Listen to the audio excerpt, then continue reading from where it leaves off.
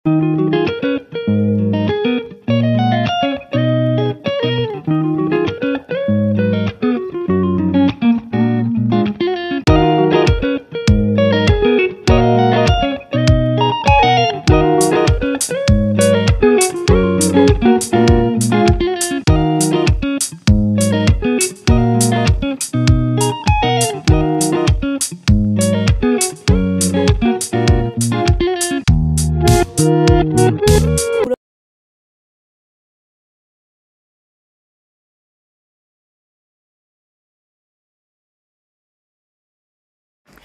Good morning everyone. আমি shiny from Netherlands. আজকে আপনাদের সবাইকে আমার এই নতুন ভিডিওতে স্বাগত জানাই। এখন তো আমি ব্রেকফাস্ট বানিয়ে নিচ্ছিলাম, আর এর সাথে আপনাদের সাথে শেয়ার করব, যদি আপনি এখানে ডাক্তার দেখাতে চান তাহলে ঠিক কিভাবে সেই প্রসিডিওর কমপ্লিট করবেন। মানে এখানে তো আমাদের ওখানকার মতো পাড়ায় পাড়ায় বা গলিতে গলিতে কোনো ডাক্তারখানা নেই যেখানে গেলেই ডাক্তার আপনাকে দেখবে, যার জন্যে আগের থেকে অ্যাপয়েন্টমেন্ট নিয়ে যেতে হয়। এরপর অ্যাপয়েন্টমেন্টটা আপনি নেবেন কোথায়, সেটাও একটা বড় ব্যাপার। তো এই সব কিছু এখানকার চিকিৎসা ব্যবস্থা কেমন কি তা নিয়েই আজকের এই ভিডিওটা। তো চলুন ভিডিওটা দেখতে থাকুন, আশা করি আপনাদের ভালো লাগবে।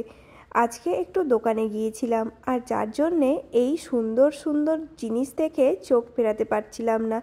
এই প্লেটটা তো অসাধারণ সুন্দর, একটা পুরো সূর্যমুখী ফুলের মতো। দেখুন প্রত্যেকটা জিনিসই কিন্তু এখানকার খুবই সুন্দর হয়, তবে দামটা একটু বেশি, তা ঠিক আছে। নেদারল্যান্ডসে কিন্তু প্রত্যেকের হেলথ ইন্স্যুরেন্স থাকা একদম জরুরি। প্রত্যেকটা মানুষের কিন্তু এখানে আলাদা আলাদা জেনারেল ফিজিশিয়ান থাকে, আর যদি আপনার এই হেলথ ইন্স্যুরেন্স না থাকে তাহলে আপনার কোনো জেনারেল ফিজিশিয়ানের কাছে নাম ইনক্লুডই হবে না।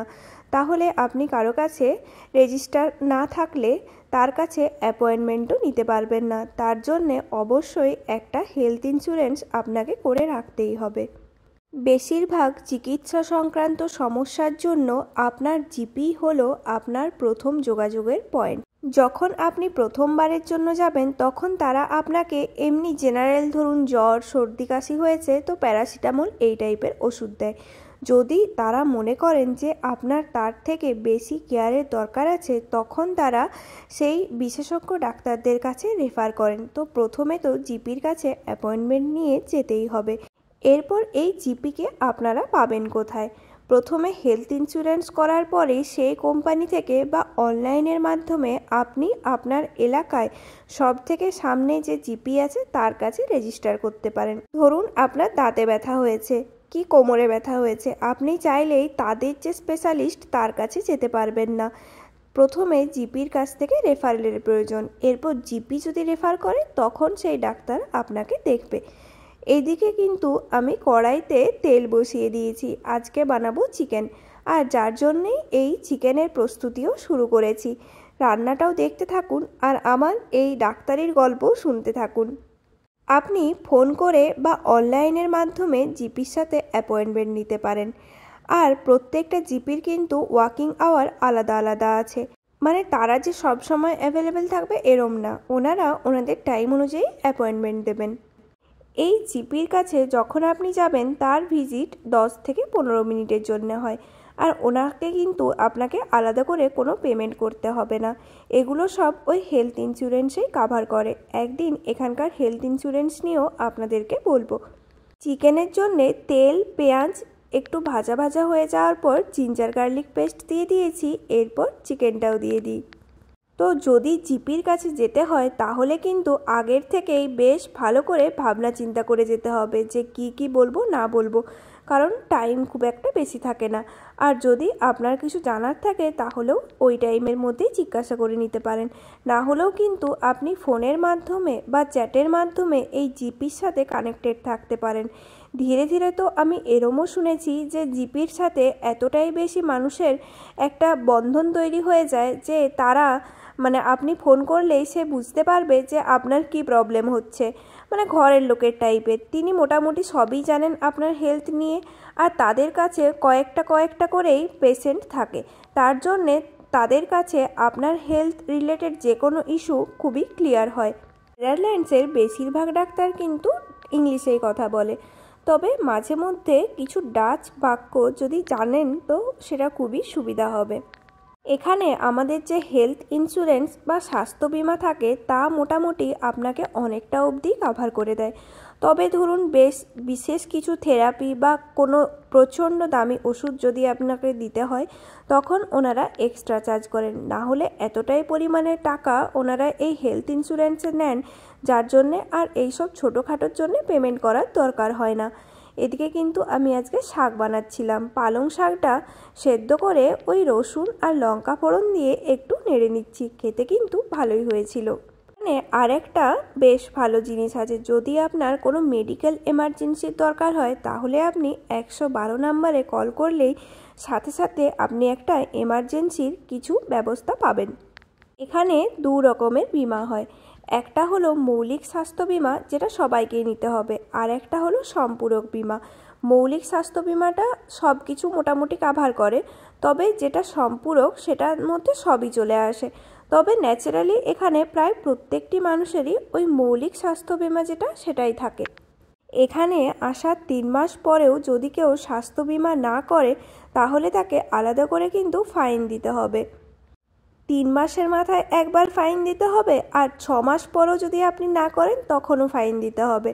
তারপর ওই CAC বলে একটি সংস্থা আছে যিনি আপনাকে তার সাথে ইনক্লুড করে দেবেন, মানে একটা স্বাস্থ্য বিমাতে আপনাকে ইনক্লুড করবেন আর সেই টাকা আপনাকে পেমেন্ট করতেই হবে। দেখুন চিকেন হয়ে গেছে, পালং শাক হয়ে গেছে, ভাতও বানিয়ে নিয়েছি আর লাঞ্চ করার টাইমও হয়ে গেছে। তাহলে চলুন এরপর এই সুন্দর লাঞ্চটা এনজয় করি আর আপনাদের সাথে গল্পও করি। এখানে তো এরমও অনেক মানুষ থাকে যাদের আয় খুব একটা ভালো না, তা বলে কি তাদের স্বাস্থ্য বিমা থাকবে না? এরমও না। যদি আপনার আয় খুব একটা বেশি না হয় আর বয়স 18 বছরের উপরে হয় তাহলে আপনাকে নাম ইনক্লুড করে রাখতে হবে। যদি ধরুন পরে আপনার অবস্থার উন্নতি হয় বা ইনকাম কিছুটা পরিমাণ বাড়ে তাহলে কিন্তু অবশ্যই ওনাদেরকে সেটা জানাতে হবে। তখন থেকে যে পরিমাণ টাকা হেলথ ইন্স্যুরেন্সে লাগবে সেটা কিন্তু পেমেন্ট করতে হবে। যদি এখানে কারো খুব একটা বেশি জরুরি না হয় তাহলে কিন্তু কেউ সহজে হাসপাতালে যায় না। একদম ধরুন উইকেন্ডে বা রাতের দিকে জিপির সাথে কনসাল্ট করেন। আসলে অনেকে তো অনেক টাইম ব্যস্তও থাকে যার জন্যে সবসময় হসপিটালে যাওয়া প্রয়োজন হয় না, তখন মাঝে মধ্যে আপনারা এই জিপির সাথে ফোনে যোগাযোগ করে নিতে পারেন। এখানে কিন্তু ডেন্টিস্ট, চোখ এইসবও মাঝে মধ্যে কোনো কোনো হেলথ ইন্স্যুরেন্স কভার করে আবার কখনো করে না। এই যে সেই সুইজারল্যান্ড গেছিলাম না, ওখান থেকে বেশ অনেক চকলেট নিয়ে এসেছিলাম, আর সুইজারল্যান্ডের চকলেটের কিন্তু টেস্ট আলাদাই হয়। মানে ওখানে ওই লিডিং যে ফ্যাক্টরি আছে সেখান থেকেই নিয়েছিলাম, আর প্রত্যেকটা চকলেট অসাধারণ সুন্দর ছিল। এই খাপগুলো কিন্তু বেশ অনেকটাই ভালো। এরপর আসি এখানে হেলথ ইন্স্যুরেন্সের খরচ কীরম হয়। এখানে তো দু রকমের হেলথ ইন্স্যুরেন্স হয়, একটা হলো বেসিক ইন্স্যুরেন্স আর একটা হলো সাপ্লিমেন্টাল ইন্স্যুরেন্স। বেসিকটা তো বুঝতেই পারছেন, আর সাপ্লিমেন্টারিটা হলো ডেন্টাল, আই বা যদি ফিজিওথেরাপির দরকার হয় সেই টাইপের। তো যদি আপনি বেসিক ইন্স্যুরেন্স নেন তাহলে আপনার খরচ হবে 158 ইউরো মতো, আর যে সাপ্লিমেন্টারি যেটা বললাম সেটার কিন্তু প্রাইস আরও বেশি হয়, মানে আলাদা আলাদার জন্য ভ্যারি করে। এই হলো নেদারল্যান্ডসের হেলথ ইন্স্যুরেন্সের গল্প। চলুন এরপর তাহলে বিকেলের খাবারের জন্য কিছু একটু বানিয়ে নিই। বানাতে আজকে আর সেরকম কিছু ইচ্ছে করলো না, তার জন্যে ফ্রিজের মধ্যে এই ফ্রোজেন সিঙ্গাড়া রাখা ছিল, সেটাই একটু মাইক্রো ওভেনের মধ্যে 10 থেকে 15 মিনিটের জন্য ঘুরিয়ে নিই, তাহলেই হয়ে যাবে। ও এটা কিন্তু হলদিরামের সিঙ্গাড়া না, এটা ডাচ সিঙ্গাড়া। আর ভাবতে পারবেন না ডাচ সিঙ্গাড়াটাও কিন্তু হলদিরামের সিঙ্গাড়ার থেকে বেশি ভালো খেতে, ভাবা যায়? আমি তো খেয়েই অবাক। এই যে এটা ছিল সিঙ্গাড়ার প্যাকেটটা, দেখে রাখুন আর অবশ্যই ট্রাই করে জানাবেন। এদিকে সিঙ্গাড়ার সাথে তো চা লাগবেই, আর চা বসিয়েও দিয়েছি আর সেটা একদম মন প্রাণ দিয়ে ফুটছেও। চা যত ফোটে চায়ের নির্যাসটা তত বেশি আসে, তার জন্যে এটা মোটামুটি 5-10 মিনিট এখন ফুটতে থাক, তাহলেই আমার চা আর সিঙ্গাড়া রেডি। দেখুন কি সুন্দর লাল করে ভাজা হয়েছে সিঙ্গাড়াগুলো। বেশিক্ষণ রাখতে হয়নি, 12 থেকে 15 মিনিটের মধ্যেই সিঙ্গাড়া রেডি হয়ে গেছে। তাহলে চলুন আজকে আমার এই ভিডিওটা এখানেই শেষ করছি। যদি আমার এই ভিডিও আপনাদের ভালো লাগে তাহলে প্লিজ লাইক, কমেন্ট, শেয়ার আর সাবস্ক্রাইব করতে ভুলবেন না। বেল আইকনটা ক্লিক করে রাখবেন নতুন ভিডিও